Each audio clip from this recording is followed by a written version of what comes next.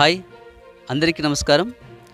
ఈరోజు వార్తా విశేషాల్లో తెలంగాణ రాష్ట్రం జోగులాంబ గద్వాల జిల్లా అలంపూర్ 5వ శక్తిపీఠం శ్రీ జోగులాంబ అమ్మవారి వార్షిక బ్రహ్మోత్సవాల భాగంగా రేపటి కార్యక్రమంలో అమ్మవారి నిజరూప దర్శనం ఉంటుంది.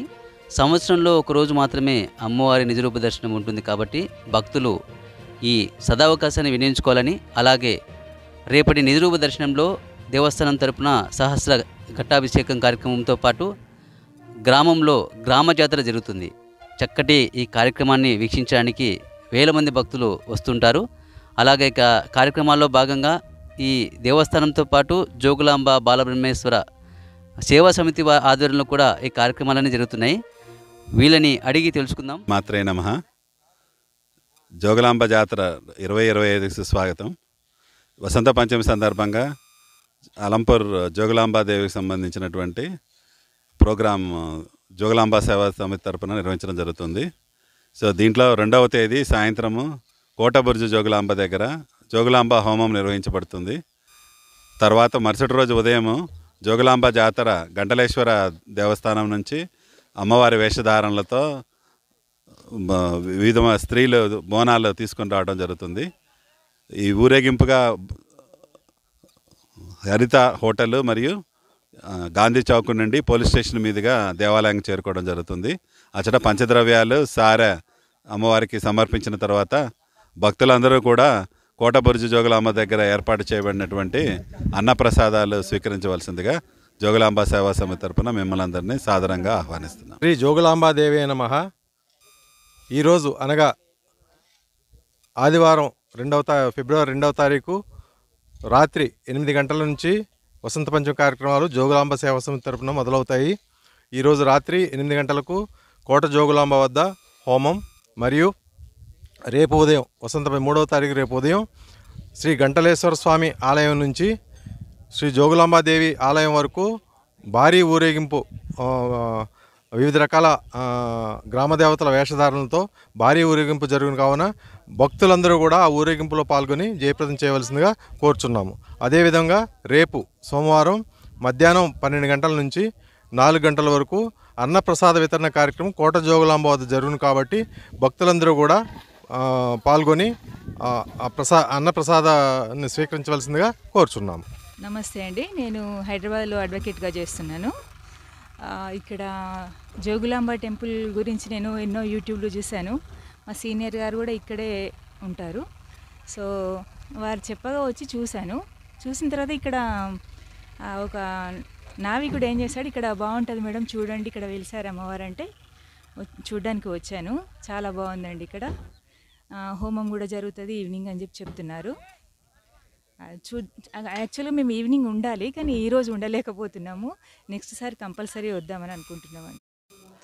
మహాజ్యోతిర్మయాయానం పురి క్షేత్ర విరాజనే జోగుళాశక్తియుక్తాయ బ్రహ్మేశాణాయ మంగళం. ఓం శ్రీమాతే నమః.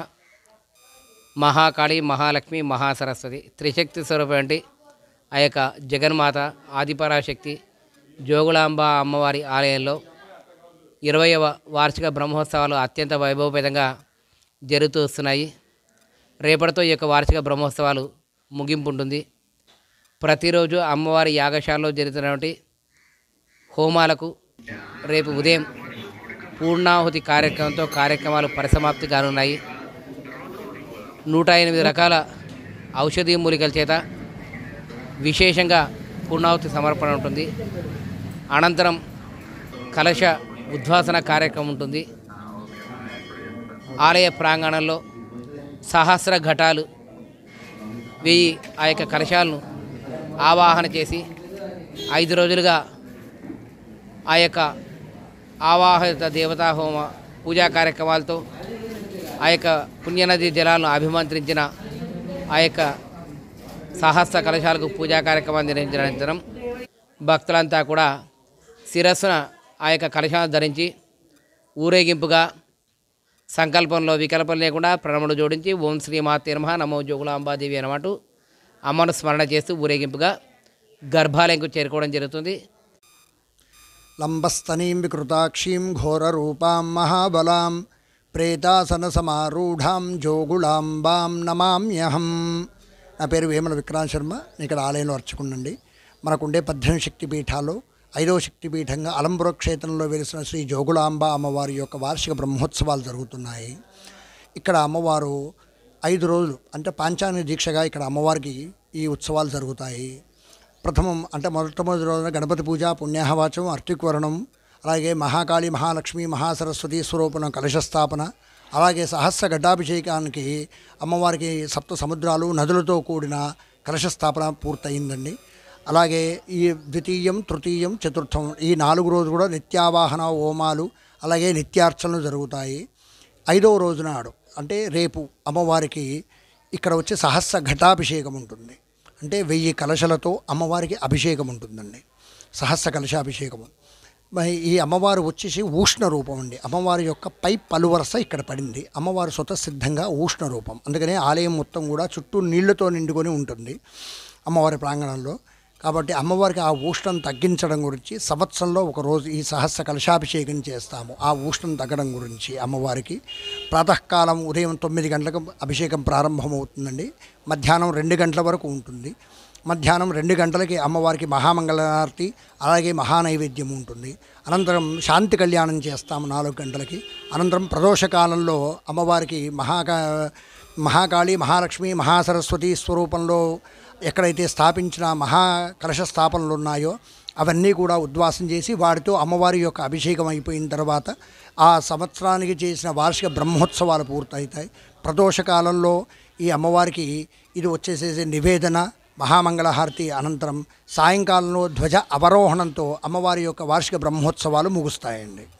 నా పేరు చరణ్, నేను హైదరాబాద్ నుంచి వచ్చానండి. గద్వాల్కి రావడం ఫస్ట్ టైం.